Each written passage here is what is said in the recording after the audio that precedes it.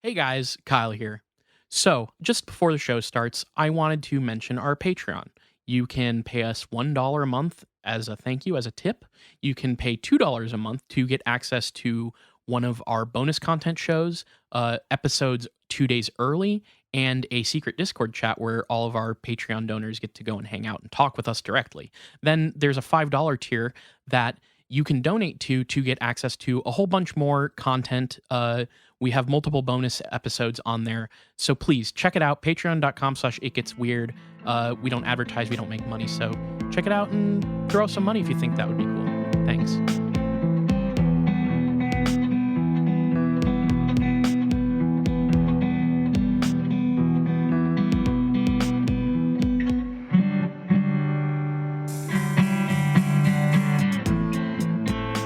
Welcome to It Gets Weird, our comedy show where we explore the unusual, the unbelievable, and the unexplained to try and make your world a little weirder. I'm Kyle.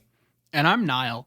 And this week, if we're going to go off just the opening being about whatever the fuck is in my head, then niche Common Writer memes is the current thing occupying my brain. What's a good one? There's one that's stuck in my brain of...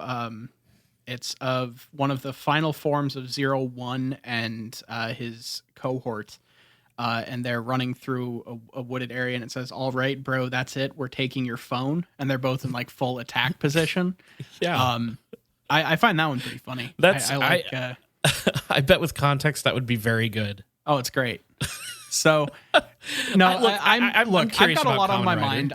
I'm fucking flying tomorrow. Life is doing stuff. It's one of those weeks where my brain's just kind of like in a mush, trying to like finish stuff up at work before I go off for a couple days. Yeah. And not leave too many hanging threads, and then also prepare for that, and also do podcast. So you might just get random outbursts of shit from my brain today. And that's just kind of how it's working. That's okay. Honestly, I kind of like your brain being in a mushy state for this episode. And maybe if it will help you, Niall, we do have an email.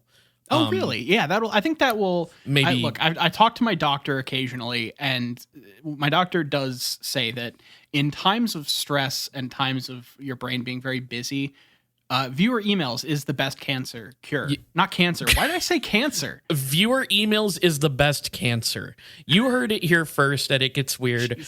I've been watching too much House. I've got fucking cancer on the brain. My God. Jesus. Well, no, so I think that this is going to be good for you in a lot of different ways, both emotionally and as far as like satiating your need to eat emails, which we've established on this show at one point.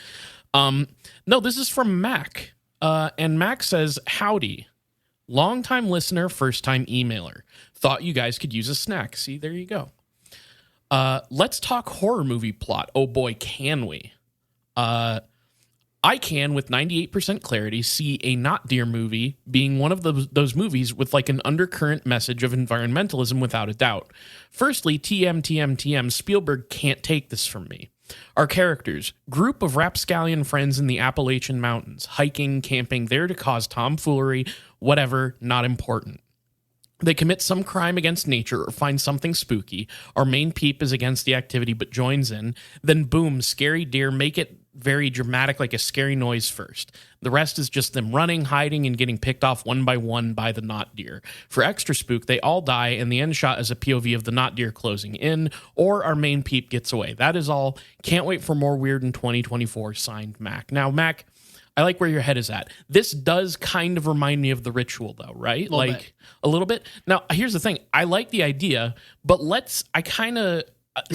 want to sweeten this thing? In a way, I want to sweeten the deal for us. And by sweeten the deal for us, I mean the cash moolah angle, which is I've been talking to the executives behind It Gets Weird. And they were saying that, maybe we lower this one to like a PG-13, sort of Mithrigan style.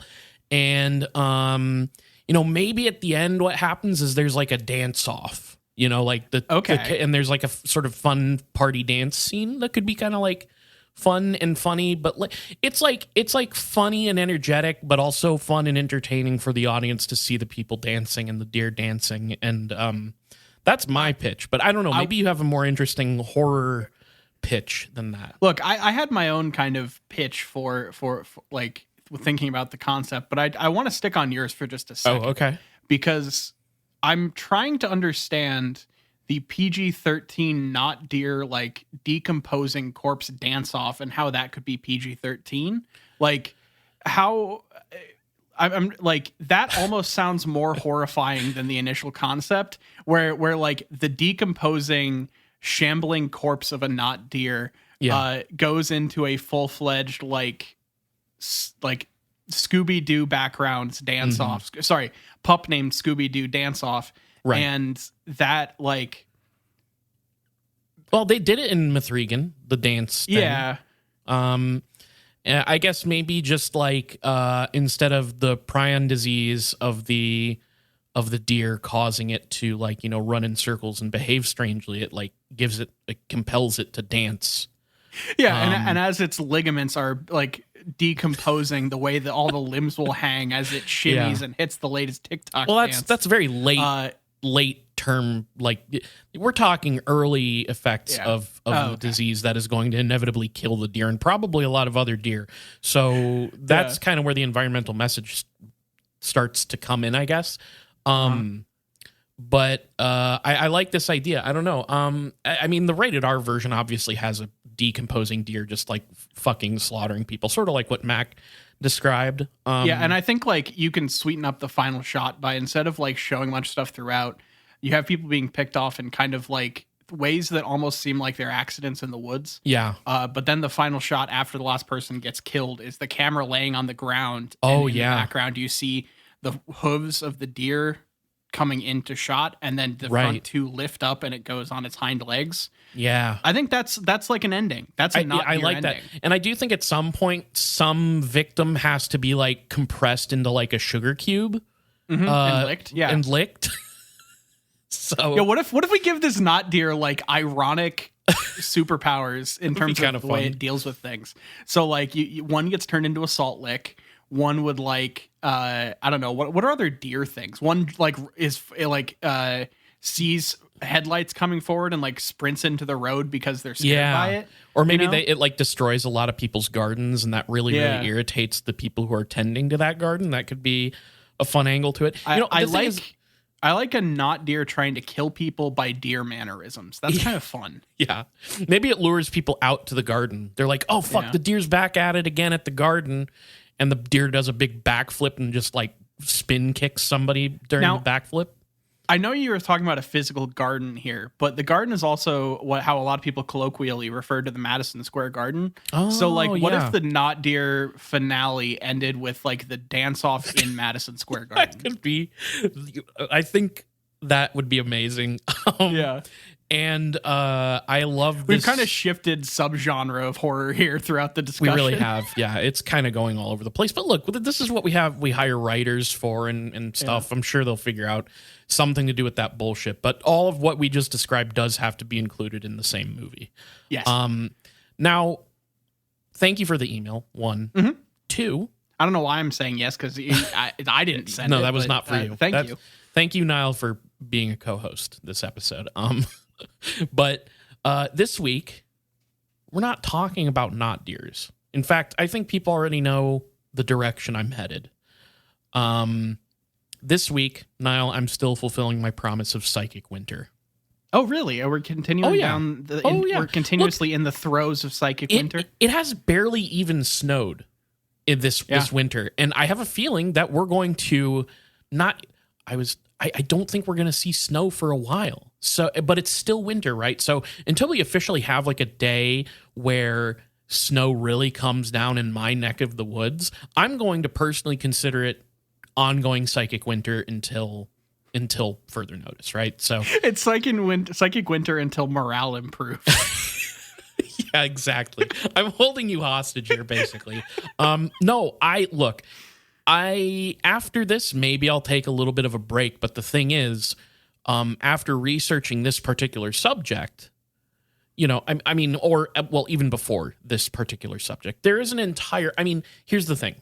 What we've been doing with Psychic Winter is talking about the Stanford Research Institute research for the CIA and the military into psychic capabilities. And there's like phases to this project. We have literally tapped into like the prequel and phase 1 of this stuff. Is a whole group of remote viewers and psychics that come after the fact of all of like Ingo Swann and Uri Geller and all those people that I've talked about. So like maybe this is just phase one of my psychic thing. And we'll come back to it and eventually look, I'm playing it by ear. Okay. Mm-hmm. Now we're going to talk about one of the really big pieces of the CIA psychic project puzzle. And that is Pat Price. Now, if you haven't listened to my episodes on Ingo Swann and Uri Geller, I do recommend checking these out before you listen to this, because mostly because we'll meet and learn a bit about or rather, we did meet and learn about key characters in this story. Most importantly, Russell Targ and his Scientologist partner, Hal Puthoff, plus former investigative officer for the CIA, Dr. Christopher Kit Green, and astronaut Edgar Mitchell. So, like, there's a bunch of key players that are involved with Pat Price's story. And these last few weeks in our discussions about these so-called psychic researchers, I feel like we've been in kind of an insular place. Mm-hmm. And Pat Price is one of the last big names that I've brought up with regards to the early days of the SRI psychical research and this sort of like insular moment of this like overarching story. But rest assured, beyond Pat Price, like I said, there's so much more. Like, you could probably dedicate a podcast to everything if you really wanted to. I'm not going to do that, right? But I wanted to kind of conclude this, what appears to be the sort of first arc with Pat Price. And that's because Pat Price is a little bit of, he leaves behind a bit of a mystery. Price, as the cliche goes, creates more questions than answers, I think. Now, I did think for a little while where to begin with Pat Price. I think that the main reason Pat Price won't be like a 3 or 4 part like epic like Uri Geller and Ingo Swann is because he is long dead. Oh, okay. And the circumstances surrounding his death can be read into if you're so inclined. And we will. But who is Pat Price? So let's start by answering that question. So Price was born December 8th, 1918 in Salt Lake City, Utah. I don't know a ton about his life prior to working with SRI, but I do know that he was a former police commissioner, and then before that, he was also the vice mayor of Burbank, California. I have a little snippet about Price's political career as vice mayor. However, in an article titled "Story of Crime Questioned," published in the April 30th, 1952 issue of the Los Angeles Citizen, it says this about the recently elected Patrick Price, that he was, quote, previously silent in the investigation of organized crime in Burbank, took time out in council session yesterday to blast the Burbank Citizens Crime Prevention Committee. And then it says that Price spoke about the Burbank Citizens Crime Prevention Committee, saying, quote, I can't help but feel that the people of Burbank are being defamed. Others living outside the area will not think it a fit community in which to live. There are 29 men on the Burbank Citizens Crime Prevention Committee, 28 of whom are board members or officers of the Burbank Chamber of Commerce.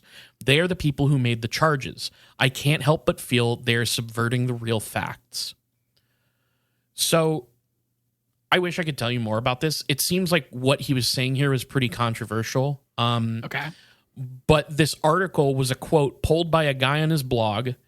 And in fact, a lot of the more spurious and unconfirmed speculation about Price comes from like, I basically had to go to Wayback Machine archives of random dudes' blogs. And it was surprisingly difficult to find information about Price's life outside of the SRI experiments. And even the stuff that was available was stuck behind paywalls. So frustrating stuff. I mean, the Wayback Machine's one thing, and I was able to pull a lot of good information by just like trying to find people who were invested in these stories, talking about them on blogs. And then those would lead to more websites and more documents and all kinds of stuff. So It was a lot, this one. But of course, Yeah. it's not his work as a copper mayor that people remember him for. He is, of course, better known as one of the test psychic subjects at SRI in the early 1970s. That's kind of wild that he was a mayor before he started doing psychic government research. And a cop. You know? Yeah. Yeah. Yeah. The cop less so. Like that, Well, sure. Okay, sure. But I wouldn't consider someone that's like a mayor or a governor or something a candidate for like government testing, you know? You think Maybe you're like not. part of the machine by that point, you know? Yeah, I guess so. He was vice mayor, which like I don't know if that like precludes him from that sort of If like it's vice mayor, then it doesn't matter, you know? Then I don't fuck that. I don't know. I wish I could like genuinely I was trying to find more information about his time as vice mayor of Burbank, but I really struggled to find more information than what I just presented to you. I'm sure it's out there, but again, like it was like articles that like newspaper archives that wanted me to pay a subscription fee, which I'm sorry I didn't do. Maybe I need to start considering doing that. But the fact of the matter is his work as mayor is not what I'm here to talk about. I don't get the impression that it's connected in any way to this stuff. And one of the things that you find about Price is that lots of little timeline facts surrounding this stuff. Pat Price has like a couple different stories about how he was inducted into the Remote Viewing Research Project, depending on who you ask and what source you look at. So what I was able to learn about Pat Price, also, sorry, I forgot to mention this, but it definitely gets mentioned in the other episodes. Just a reminder, Pat Price was a Scientologist. Right. Okay. It was Pat. Good reminder that we've gone far away from Scientology as the specific topic of the week, but Yes. it's still relevant. Well, and here's the thing. The Scientology angle has a very prominent thing with Pat Price. So we'll get to that. Oh, okay. But I even found that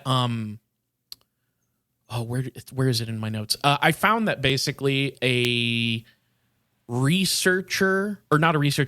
assistant at SRI, in addition to Russell Targ and Pat Price and Ingo Swan, there was some lab assistant who was a Scientologist as well at SRI, and also just straight up married to a church official. If I can find more information about that, it'll come up. But I didn't know who this was. It was just something I read that somebody claimed that was another person working at SRI on this project. So yeah, usually I get information from different people involved with these psychic projects, talking about Price and the experiments, and a lot of this is because we don't have a ton of like testimony from Price himself since he passed away a long time ago.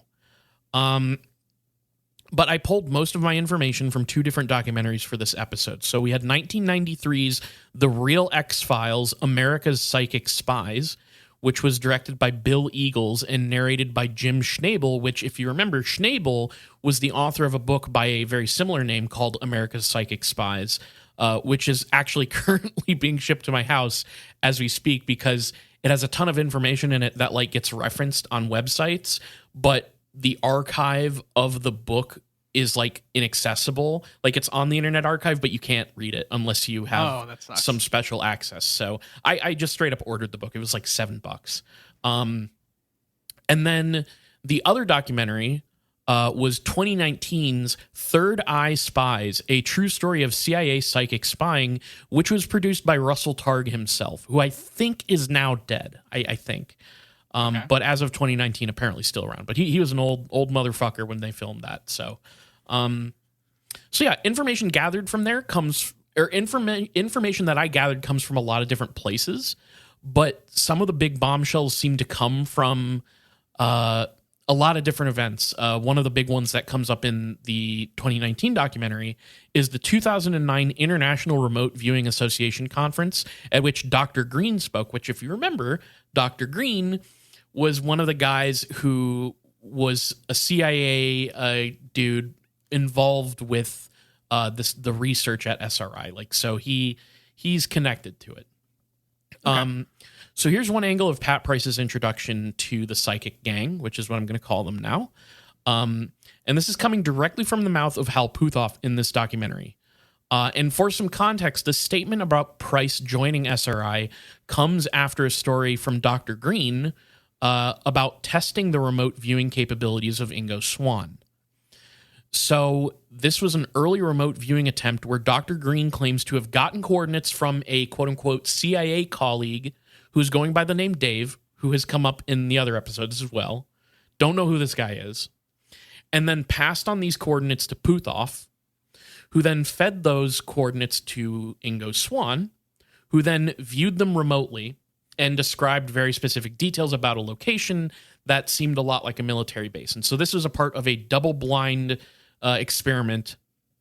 So they were just getting these random coordinates and handing them around so people didn't know what they were. Yeah. Okay. But we also have a transcript of a description of this experiment from the declassified executive summary of the final report, which says, quote, in order to subject the remote viewing phenomena to a rigorous long-distance test under external control, a request for geographical coordinates of a site unknown to subject and experimenters was forwarded to the OSI group responsible for threat analysis in this area. In response, SRI personnel received a set of geographical coordinates, latitude and longitude in degrees, minutes, and seconds, of a facility hereafter referred to as the West Virginia site. The experimenters then carried out a remote viewing experiment on a double-blind basis, that is, blind to experimenters as well as subject. The experiment had as its goal the determination of the utility of remote viewing under conditions approximating an operational scenario. 2 subjects targeted on the site a sensitive installation. One subject, this is Ingo Swann, by the way, drew a detailed map of the building and grounds layout. The other provided information about the interior, including code words, data subsequently verified by sponsor sources. And the person who had identified this information through remote viewing was supposedly Pat Price. Interesting. So Targ had gathered the same description of the coordinates from another test subject. So when Dr. Green went back to Targ to tell him that Dave claimed those coordinates were of his log cabin that he had just built in West Virginia, Targ was initially disappointed. So their CIA contact talks to one of their CIA colleagues, and that colleague, Dave, supposedly fed them just like, oh, I built a cabin out in West Virginia. It was just a random thing. No way they would know about that. That's why I'm choosing this. But then Puthoff says this in the documentary, the 2019 one. He says, quote, early in the SRI program, there had been some publicity and Pat Price had read about it. That happened to be right when we had been asked to target on the West Virginia site, so it was over the telephone. Price saying, I used to be a police commissioner in Burbank, and sometimes I would get intuitive flashes about some crime scene we were working on, and it would turn out I'd be right. Maybe I should be a subject. Now, here's the thing. Like Swann and Puthoff, Price was a Scientologist, like I said. And like Swann, the story of how he got introduced to Puthoff and the SRI project is a bit muddled since we have multiple stories from multiple sources. So the one from the documentary that I just mentioned seems to be the like official story from the SRI researchers. However, official CIA documents contradict this story. Interesting. I wonder why the CIA's internal docs don't quite line up. So there are a handful of declassified CIA documents concerning Pat Price's involvement at SRI that you can find under the Freedom of Information Act. And in these documents, the date given for Pat Price's induction into the project is March of 1973. Puthoff then contradicts this by telling the story of the phone call, which he claims happened in May of 1973. And then Targ, I believe it was, says the same, at one point mentions in a write-up that this same introductory call happened in June of that year. So for whatever reason, the CIA's documents claim that he had been working with them for 2 or 3 months already, depending on who you ask. Now, okay, we could look at this and be like, well, Puthoff and Targ are like old fucking men. Maybe they just are misremembering. But that also kind of seems like not particularly rigorous for a 2-hour documentary produced by one of the... I don't know. Yeah. You know, it's so, okay, a little weird, but maybe somebody misremembered something. Okay, whatever. However, there is an even more questionable account explaining what was referred to as a quote unquote serendipitous meeting of these Scientologists. And that comes from Schnabel's book on U.S. psychic spies. So this gets sourced back to that book. And this one also spreads online. It's the version that's on Wikipedia, for instance. And it claims that in December of 1972, Puthoff and Swan just happened to run into Price while he was selling Christmas trees at a lot in Mountain View, California, which was very close to SRI. Furthermore, this account also purports that Puthoff had previously met Price back in the 1960s during a lecture in Los Angeles. So they had bumped into each other at this lecture. And then a couple years later, they happened to run into him in this lot selling Christmas trees. Around the time of this chance meeting, Swan and Puthoff would have been operating Thetan level 7. Pretty sure this is the highest you can go in Scientology, which that's what that is, by the way. OT, operating Thetan, for people who don't know, you ascend levels in Scientology. The more you do shit, usually money's involved. I don't know. I really don't know that much about Scientology. I just know that you ascend levels. I do like that they seem to, setting this in a fucking Christmas tree lot and everything, that it's giving real chance encounter Hallmark movie meet cute vibes, Yes. And I think that might be intentional. Yeah. It just shows that they're trying to make it seem real by using movie tropes when in reality those things are not realistic in any way, shape, or form. Yeah. All right. Yeah, it's a little hard to get at the facts, but the point here is that there's a couple different stories of how Swan, Puthoff, and Price knew each other. So Swan and Puthoff are both level 7, highest level you can go as an OT in Scientology, and that time I believe Price would have been a level 3. And SRI also just happened to be in the vicinity of these chance meetings. So this lot that they met him at was nearby SRI, and this is also still kind of in the vicinity of the Church of Scientology's location that they have in LA, which is called the Advanced Organization Los Angeles, AOLA. And at the time, the AOLA was the only location in the U.S. that was allowed to administer OT levels to church members. So there's a significant Scientology presence there. Just pointing that out. Also, this is where I make the note that there was a lab assistant at SRI who was married to a minister of the church. Again, if I can find more info on that, I'll let you know. So the point is, this is all very lucky. Puthoff would literally refer to it as being serendipitous. That's the word he would use.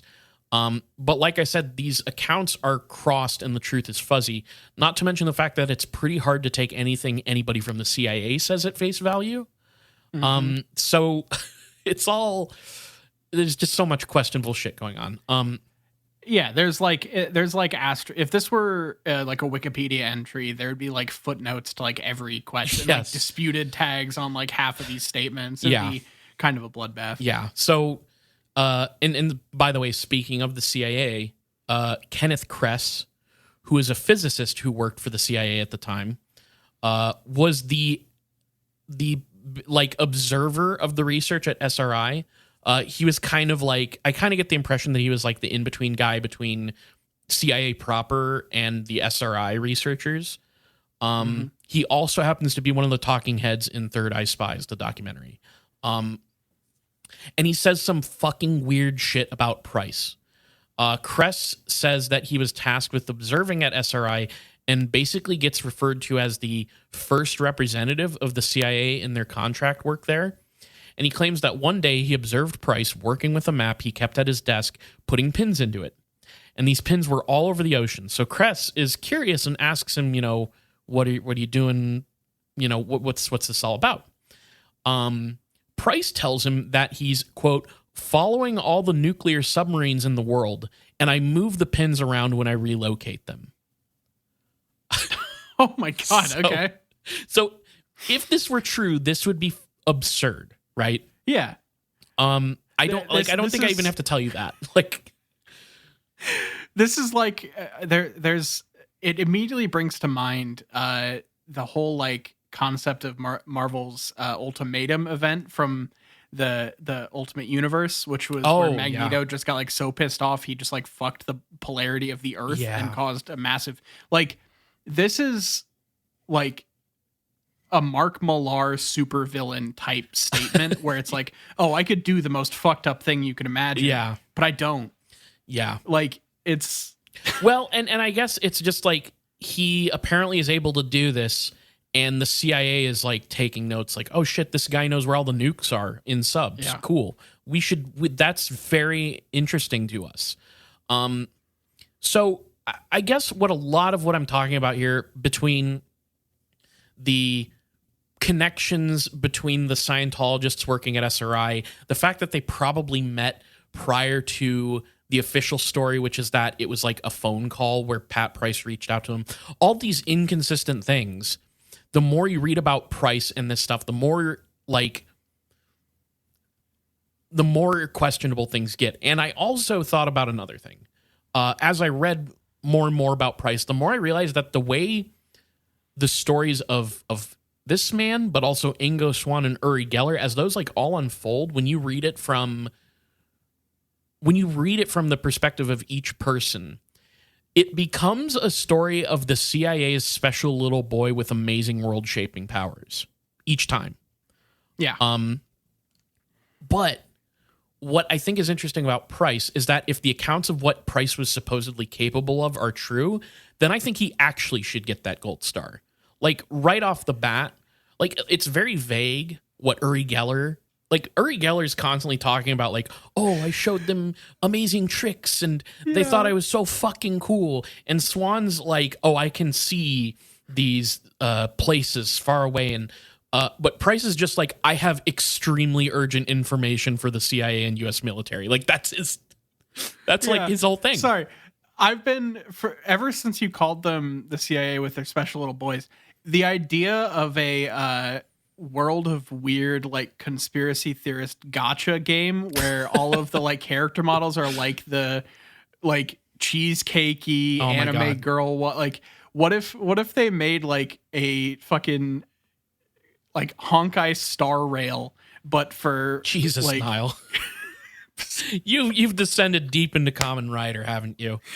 This isn't this. Is this coming from Kamen Rider? No, Kamen Rider doesn't have any gacha games as far as I'm aware. If I would be surprised if they didn't. But no, I have been playing a bit of a side scroller beat 'em up for the original Game Boy on a Japan import ROM, which is pretty fun. Okay, because most of the time you have to beat up people enough to activate the transformation. So most of the time you're just beating people up as like a normal dude because I'm bad at the game. Oh my God. So you're just like walking around the streets, just punching people until you get the transformation, and then I die immediately. Okay, it's not good. That is such an odd. I would have never. Wow, thank you for sharing. Yeah. That's all I'm saying. Anyway, but go ahead. Look, I just think something like, I know that there's that one thing where like all the forces in World War II were turned into like hot women, but they were like warships or whatever. Where's tank girls? Where's the like no, not tank like girls.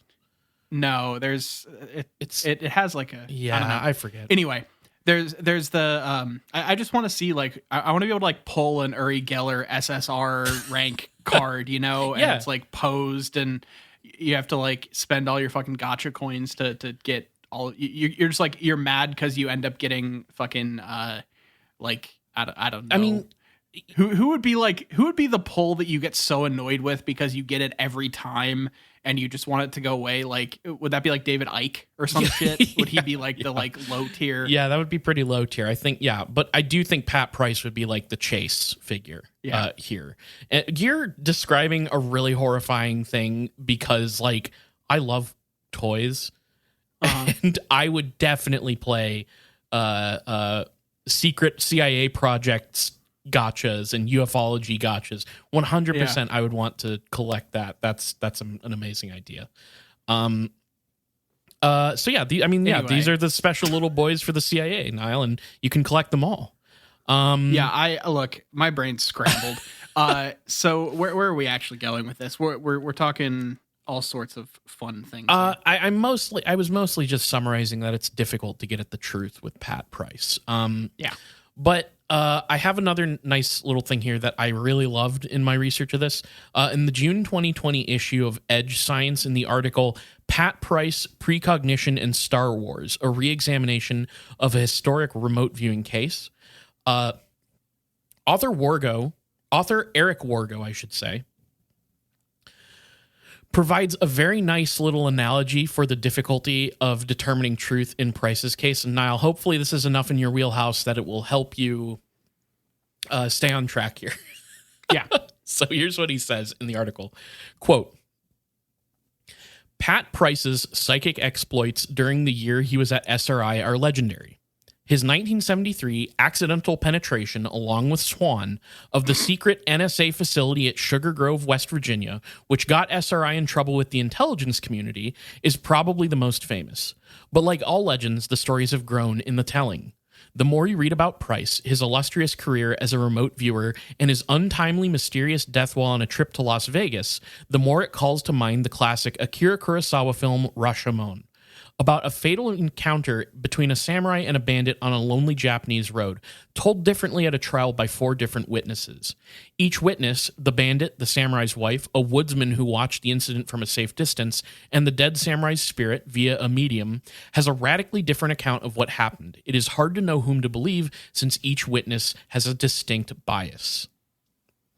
Yeah. Great movie. Have you seen that? Yes, I have, and that's why I really love this comparison to Rashomon, because Wargo, this writer in this article, uses it very well.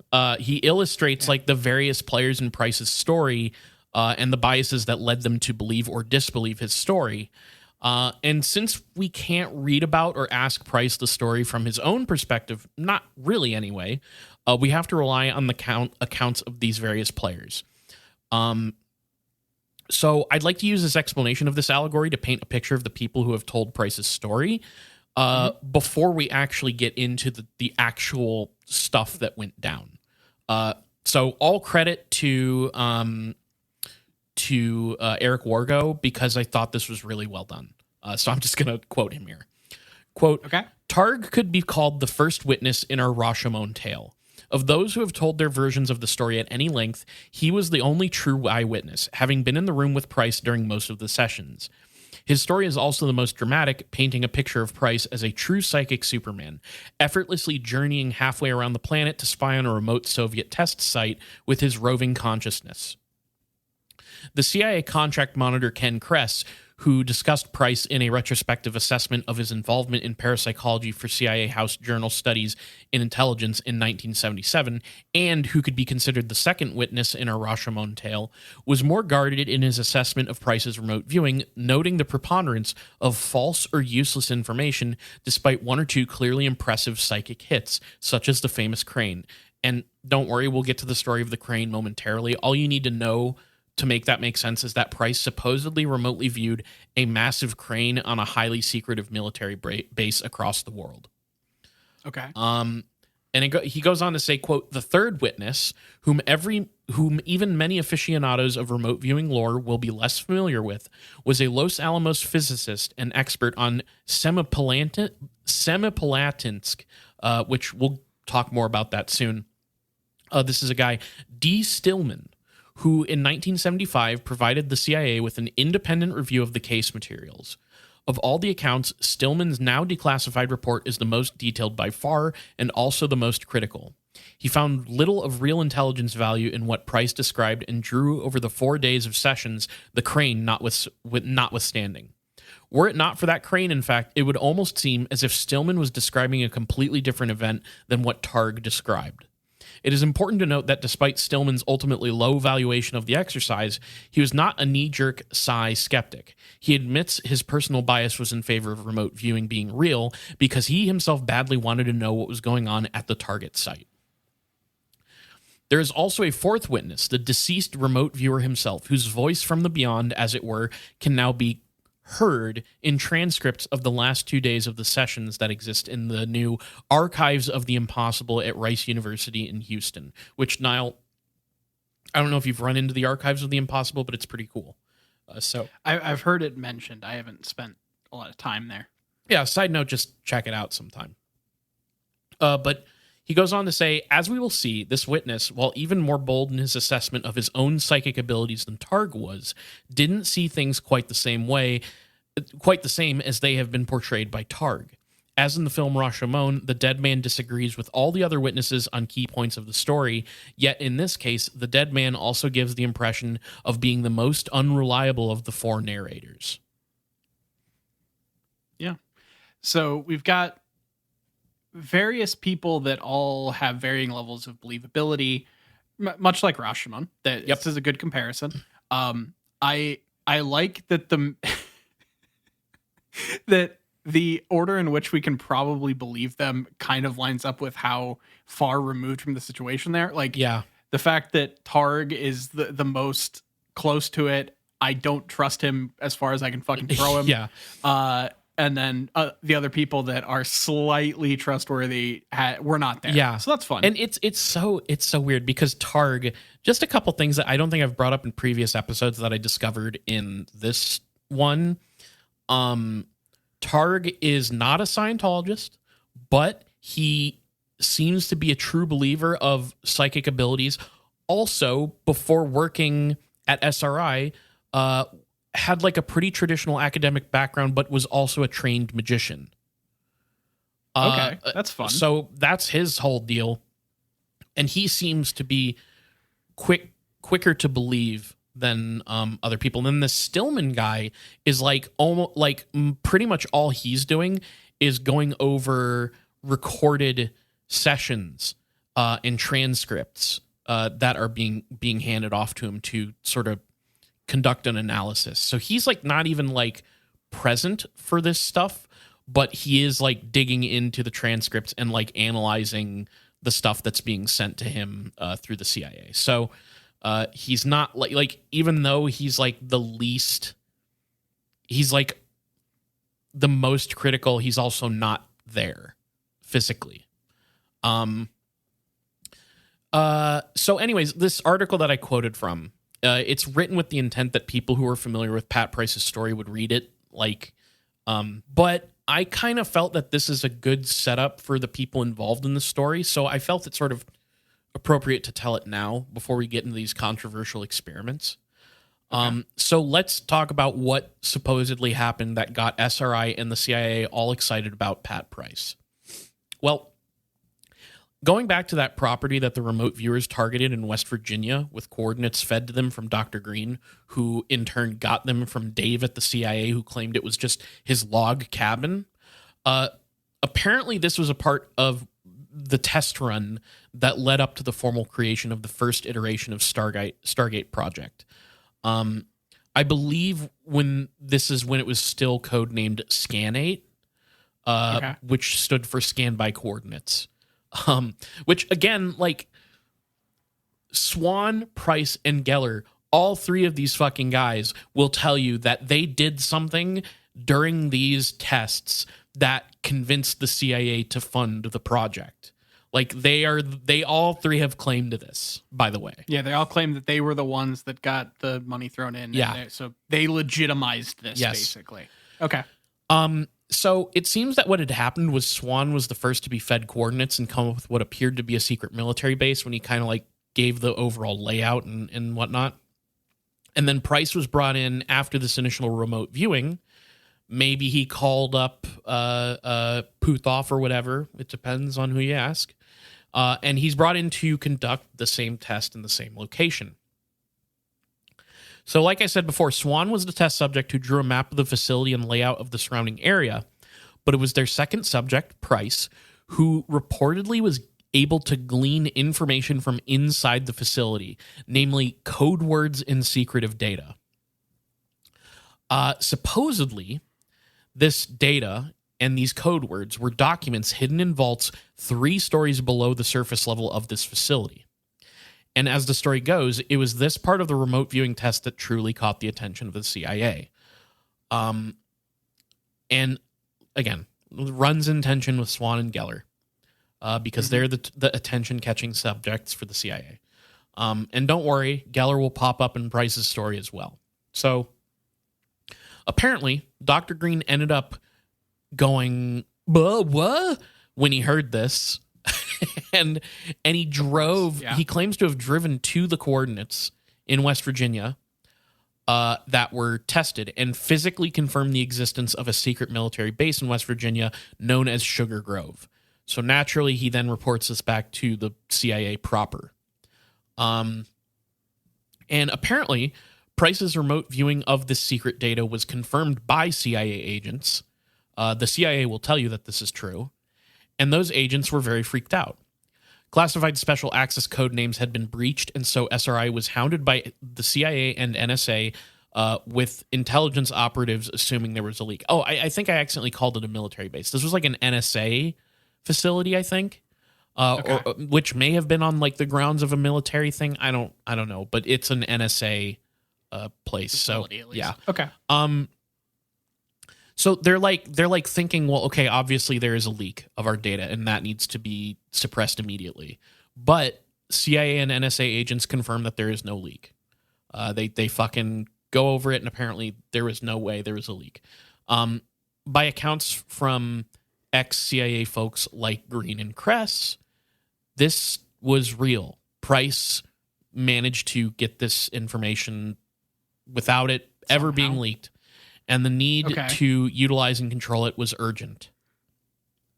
So, like, how accurately did he get? Like, what did he actually predict? I mean, I'm guessing this is like top secret information, whatever the fuck. So they won't tell us. But okay, I do actually know because it's not super interesting, but like in the documentary, the CIA people are like, yeah, these were like code names and things that were like cue ball and 8-ball, and they had all these like different like pool like names being used for code. And they say that he just like was able to like come up with that and like basically the way they talk about it is that it was as if he was just straight up going through file cabinets in this facility and reading them. Interesting. Again, this is what the CIA will tell you happened. Yeah, of course. I all of this is with the million caveats and a grain of salt. Yes. But that's so it was this urgency that seemed to rope Price into the now CIA-funded Stargate Project. That like this is after they moved forward from Scan 8 and become an official thing. So fast forward to July 9th, 1974. A facility near Semipalatinsk, Kazakhstan, referred to as Baikal 1. The CIA and Air Force also had separate designations for the site, which I find very fun. So the CIA referred to it as Unidentified Research and Development Facility 3, or URDF-3, and the Air Force called it, quote, Possible Nuclear Underground Test Site, a.k.a. Peanuts. So because it's so fun, I would like to call it Peanuts moving forward. Yeah, that's much better than more fun. Underground nuclear testing facility for sure. They literally, I mean, like the CIA people in the documentary refer to it as URDF-3, and I'm like, dude, how much more fun would Peanuts you have if you were saying Peanuts? It's right there. So it was Peanuts that became the first operational target for SRI at the behest of the CIA, and Price would be their star remote viewer. Now, here is where we get more stories that are slightly at odds with each other between the different witnesses.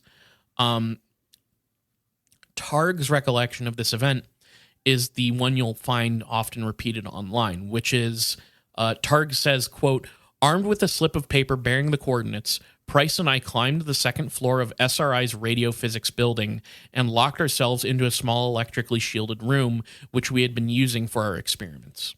So the CIA is like, we want to remotely view this Peanuts facility. And Targ basically describes it as if they just went, did it, and immediately got results.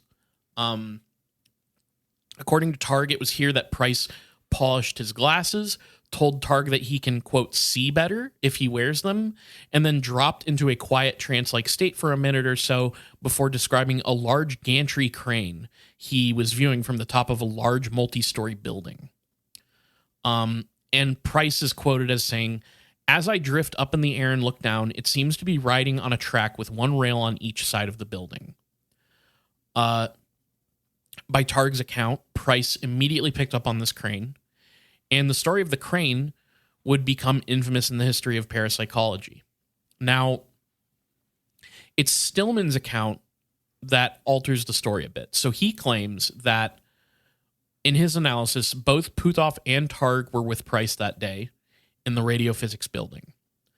And they did something that I think many skeptics would point to as being problematic for the integrity of these experiments, which I guess they're not experiments, right? They're operational, so I guess it's not, we're past the point of experimentation. This is like real they're now deal. Doing operations, basically, yeah. Apparently, both of them explained to Price that he was meant to target a real, quote, scientific military research and test area, and that this was not a sample target.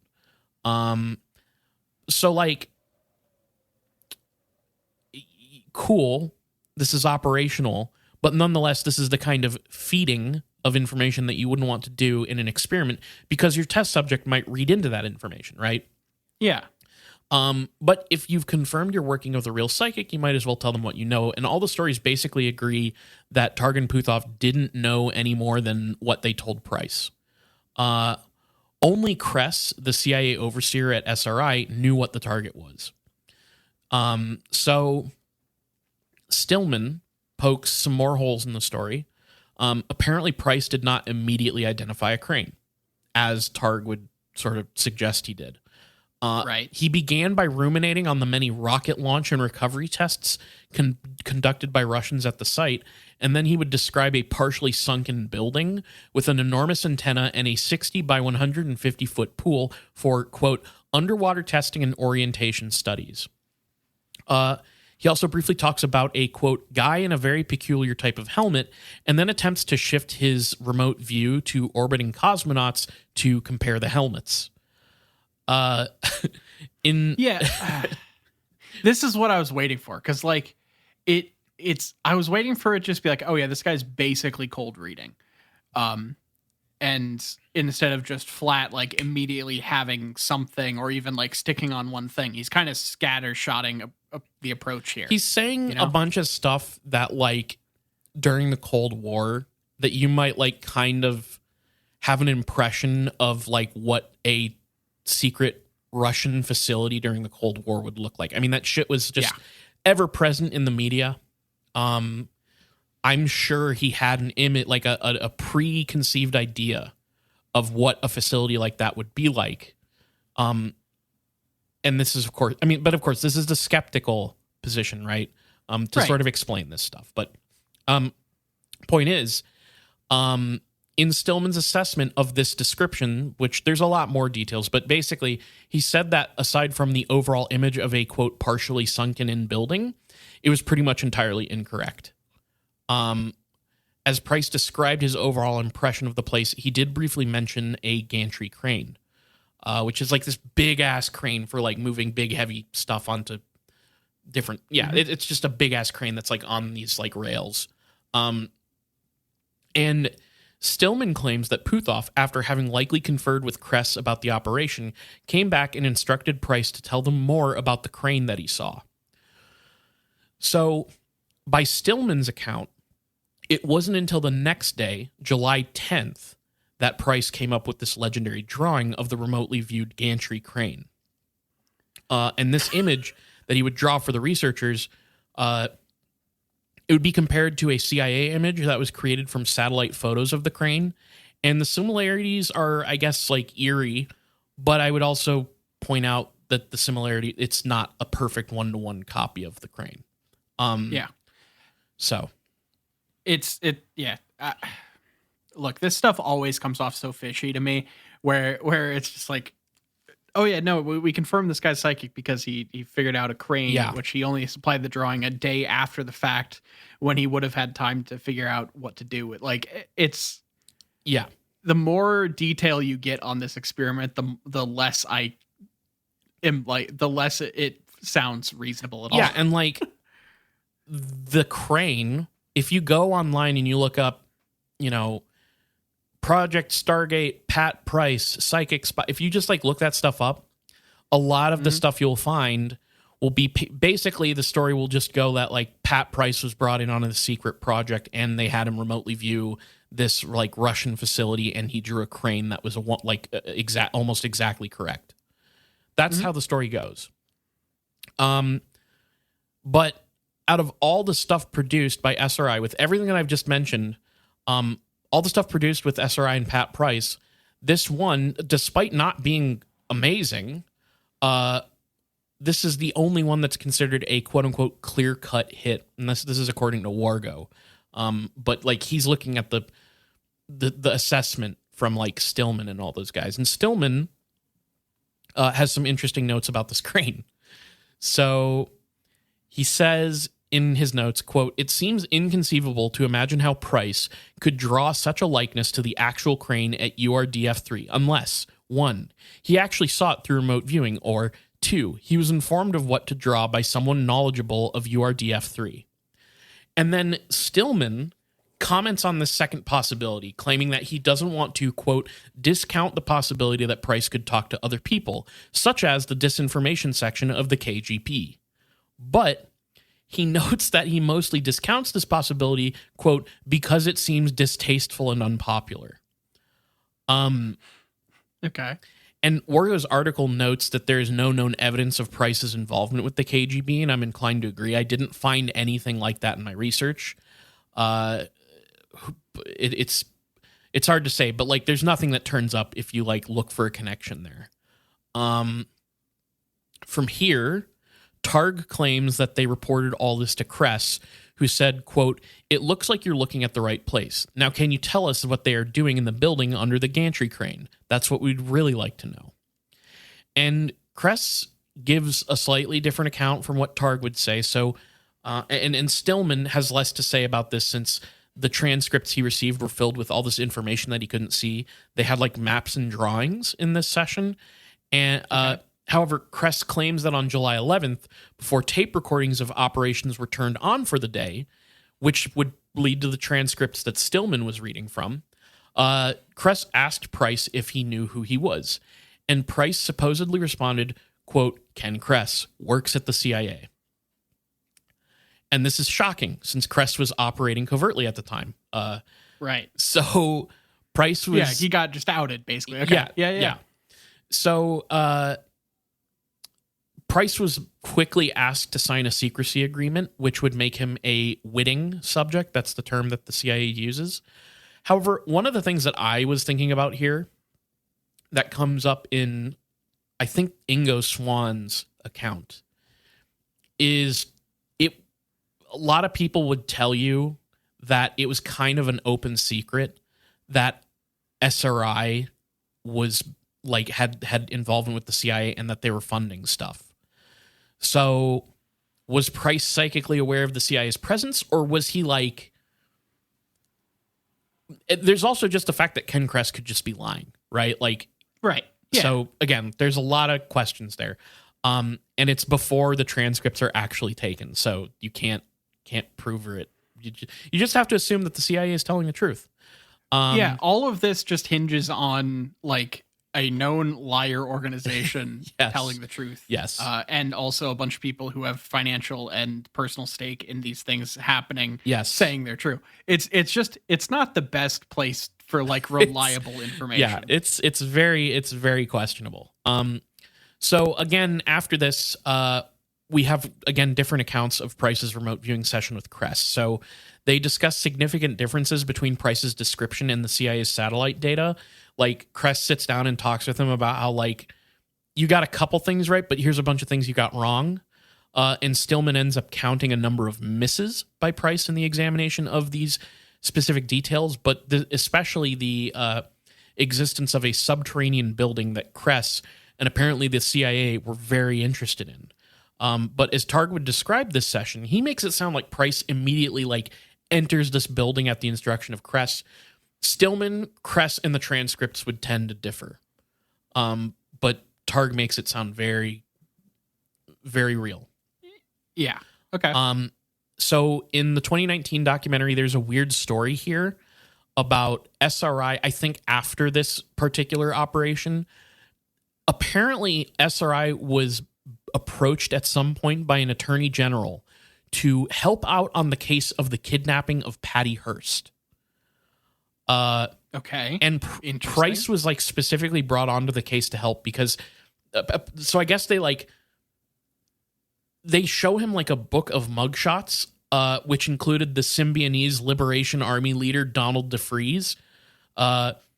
And from that, Pat was like able to like determine psychically that the kidnapping was politically motivated by looking at these mugshots. And then according to Targ, SRI working with Price they were effectively detectives, and they were able to determine the location that Hearst was being held at, and they go there, but things fall apart because there was like miscommunication between like the two police departments that were involved in the search, and they were also, these police departments were like not working properly with the FBI. So apparently it all falls apart, but then like later it comes out that the location that SRI and Price led them to was where Patty Hearst was being held. Oh, damn. Okay. Again, this is a Targ. Yeah, supposedly. This is a Targ story. True. Yeah. I it's good to remind me of that occasionally, because like there are times where it's like, oh, there's something big happening here, and then every single time you have to be reminded that no, this is just what they claimed, and there's no way to prove any of it. Yeah, I kind of want to touch on the Patty Hearst thing in a future episode because that's an entire can of worms. But it is this really weird tangent in the middle of the documentary that basically lays out what I just told you and then explains basically no more than that. So I might have to come back to the Patty Hearst thing in the future because I'd actually like to know more about that. You know, it's funny. Jules would know what I'm talking about, although maybe you do too. I've always been like curious what the story of Patty Hearst was because there's a really weird line in Warren Zevon's Roland the Headless Thompson Gunner, if you've ever heard that song. I have. And the ending line is Patty Hearst heard the burst of Roland's Thompson gun and bought it. I always wondered what the fuck that was about. Even as a kid, I was like, because like I remember asking my dad like who Patty Hearst was and all the like who are the Congolese and being very confused because my dad was like, I have no idea what that last line means at all. So you know, maybe I'll come back to it. Anyways, according to Puthoff, it was around this work with Price that the CIA became aware of a document of targets written up by the KGB. So the CIA seems to have gotten information that the KGB was targeting some people. They had some notable people in a document. Okay. And these targets were the SRI researchers and their subjects, which of course included Pat Price. Now, so they're getting leaked in a way, yeah, supposedly. Okay. Now, not too long after his work with SRI, and we'll get into this, but the CIA kind of yanked hard enough on an apparent tug of war game that began getting played on Price between the CIA and SRI, and that eventually led to him going into work with intelligence operatives exclusively, working with the CIA. So he ends up not an SRI test subject anymore, not doing any operations with them. He is just CIA's boy. Okay. On July 14th, 1975, 1 year after his remote viewing of Semipalatinsk and amid work with the CIA, Pat Price died. And according to Dr. Green, again, CIA dude, Price was known to have had a heart condition and was reported as having had a heart attack in a hotel that fateful day in 1975. Dr. Green also says that the response to Price's death in these circumstances wasn't exactly up to code. Price's body had been taken, no autopsy was performed, and he had been cremated all before Price's wife was then contacted to inform her of his passing. Interesting. Yeah. Okay. And Niall? Yeah. We'll get into the strange details surrounding Price's death and the conspiracies surrounding it in part 2. All right. I've been wondering if this was going to go to a part 2 the whole episode, and you held off on confirmation until right now. Can't stress how hard I tried to get this one to be, but I everything surrounding his death. This is when they bring in. This is when the CIA have a bunch of weird stories, and this is when also Scientology gets involved. Interesting. It's just too much to cram into one episode, Niall. So I believe you. I know. Yeah, we'll talk about it in part 2. Yeah, but that is Pat Price and his work with SRI. Okay. This is all stuff that I find really interesting, because this is an area I've done enough reading on these projects and this time of investigation into weird shit in our government organizations that hearing more about the individual people is interesting. I find Operation Stargate and shit like that very interesting, but I always look at it from the side of the more fantastical stuff as opposed to the more bureaucratic, people, boots on the ground kind of side. So it's interesting to come at it from this angle as opposed to trying to look up the weird fake technology that people think was involved in some of these projects. Yeah, you know? Yeah. And I think it's an especially interesting story because there's so many gaps in it of we can't talk to Price about what happened. We don't have Price's account of what happened. We have some stuff that he said while he was working through this stuff, which we'll get into more of that as well in part 2. But keeping his story alive is multiple different accounts. And the one who really pushes it is Targ. Gotcha. The documentary really paints it in the documentary, you see Targ visit Price's grave, which is unmarked. And Targ is he deserved better than this. My friend deserved better than this. And yeah, it's such a weird story. Yeah, it really is. It's a weird story, and it gets weirder when we start talking about the death conspiracies. So, all right. Yeah, that is part 1. Are you ready for a big question? Oh, sure. I guess I am. Yeah, let's go ahead and take care of a big question. All right. I'm going to go ahead and take inspiration from your Gacha idea earlier in this episode, because I'm very enticed by that. So I want you to say what rarity you think of the 3 main subjects we've talked about: Uri Geller, Pat Price, and Ingo Swann. What rarities are each of them, and what do you think their prices would be on eBay? Oh God, how do we sell them for in-game currency? Okay. Yeah.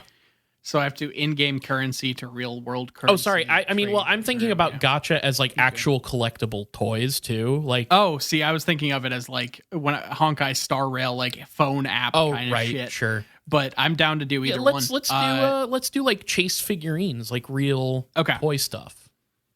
Well, in that case, I think the scaling of these things never goes quite the way that you would expect. So I don't think it comes down purely to popularity. Mm-hmm. I think Ingo Swann is going to be the highest ranked out of these because he's kind of got this vibe around him that's he's artistic. He paints. He's into sex and stuff. I think that's going to be into sex.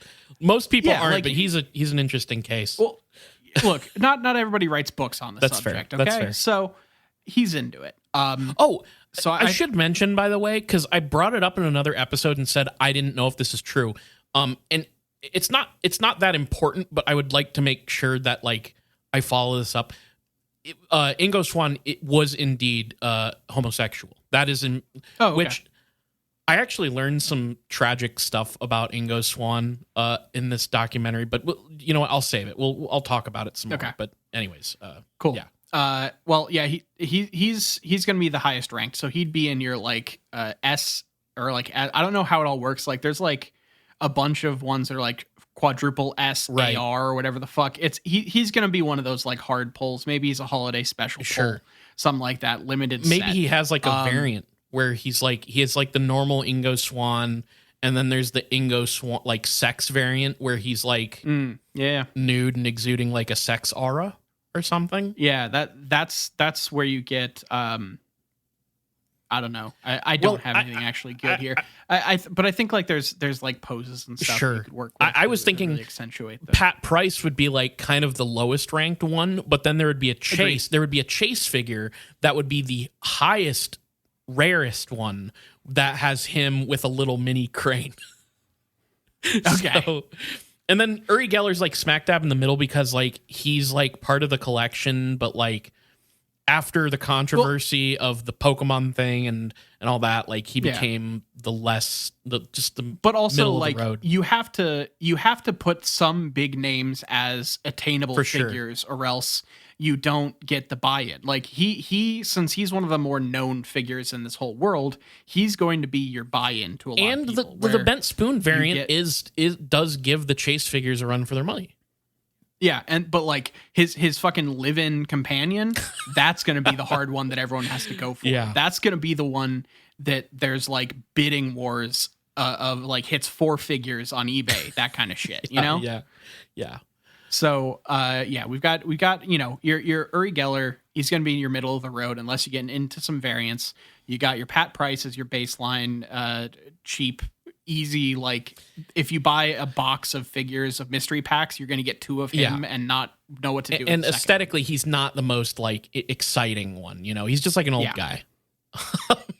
So. And then you got fucking your sex man up top. Mm-hmm. So I'm with it. Yeah, cool, awesome. Well, that's a really normal question. 100%, and like definitely not niche and like. A thing that people are gonna be like, what the fuck are they talking about? Yeah, maybe we should just explain that there's this whole thing where you can like buy mystery boxes and things of toys, and they're little mini collectibles, and there are like certain figures that are much rarer than others, and some have variants, and that's kind of what we're operating from for this bit. It's Pokemon to the nth degree nowadays. Everything is Pokemon. It's true. Everything is Pokemon. That's an episode title. Niall, are you ready for some business? Oh, yeah. So if you want to follow us on social media, you can follow us on Twitter at IGW Podcast. You can follow us on Facebook.com/ItGetsWeirdPodcast. And we're on all your favorite podcatchers from not Stitcher because it's dead, Google Play, Apple Podcasts, Spotify. If you listen to podcasts somewhere, look up It Gets Weird and we're probably there. Twitch.tv/ItGetsWeird. I'm feeling better. I'm no longer sick. I'm going to jump back on Twitch here real soon with more Pokemon. And if you'd also like to email us, like our friend Mac, go ahead and hit us up at itgetsweirdpodcast@gmail.com. We might read it on the show. Who knows? Send us something good. We might do it. Patreon.com/itgetsweird. Look, we have a $2 tier and we have a $5 tier. At the $2 tier, you're going to get bonus show It Gets Weird TV, where right now we are going through season 2 of the X-Files. That's been a lot of fun. You get to vote on what weird show we watch for that show at the $2 tier. At the $5 tier, you get access to another bonus show that comes out in the off weeks of It Gets Weird TV.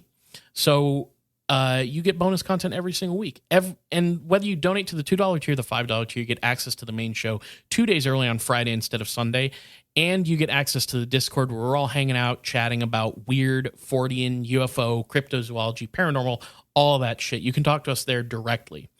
If you can't donate to those tiers, there's also a $1 tier. That's just $1. You're saying, hey, I like your show. Thanks for doing what you do. Here's a tip. And if you can't donate any money, which we understand it's not easy to part with your money for a fucking podcast, although we do appreciate that people do, and we recommend that people do. But if you can't donate, tell your friends, tell your enemies, tell your congressman all about It Gets Weird podcast. All right. So thank you all for supporting the show. This has been It Gets Weird. I've been Niall. And I'm Kyle, and I'll see you in the mysterious death of Pat Price in part 2. Peace.